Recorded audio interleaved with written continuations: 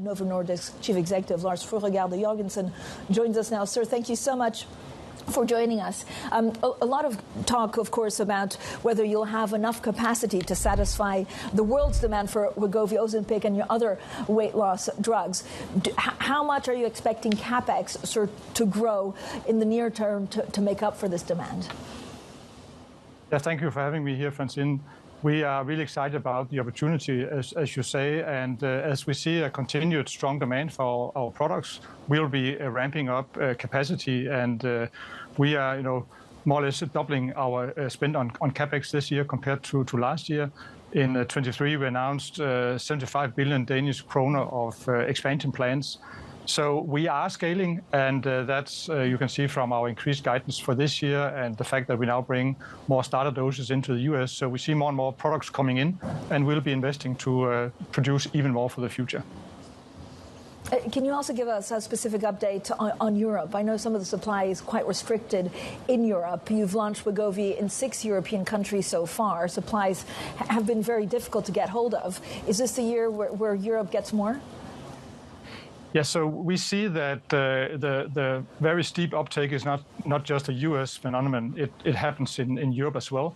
So just like in the US, where we have had some restricted number of starter doses, we'll try also in in Europe to make sure that patients can have a good experience when they start on our products. So as we this year will be launching in more European markets, it will be with as a set volume and ways to make sure that those who start on treatment can also to the best of our ability, make sure that they can continue getting products. So this, we believe, is a responsible way to serve patients, and that will be the model we'll be going forward with.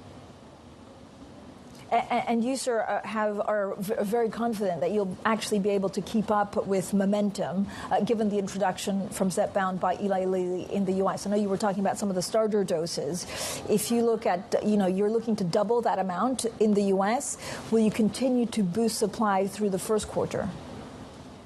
Yeah, we have guided that we are more than doubling the starter doses in the US, and we started that here in January. So that still have to be seen in the script data in the US. So you can say that's a sign that we have significant more products coming to the market also in the US.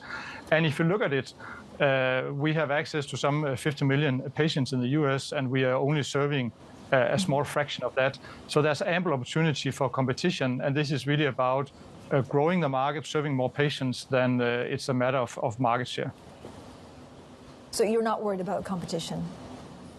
No, I'm not. We have huge respect for our competitor. We have been competing against each other for 100 years, and each and every year making sure that we drive better and better outcome for patients and helping healthcare systems that are burdened by chronic diseases. So that's what we're aiming at, and I'm quite confident that we can sustain our growth also with competition in the market.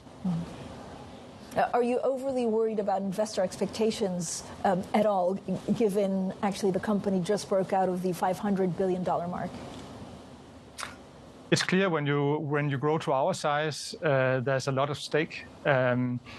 We are a focused company. We have perhaps a small exposure on therapy area and less product variation than most. So we're a really focused company, and we believe we have the capabilities to both stay innovative, build our pipeline of next generation products, but also ramp capacity to serve a larger part of this tremendous opportunity. And I have 60,000 good colleagues, more and more of those to help me do that. So I'm quite positive about the outlook and our opportunity to drive health and get to many more patients.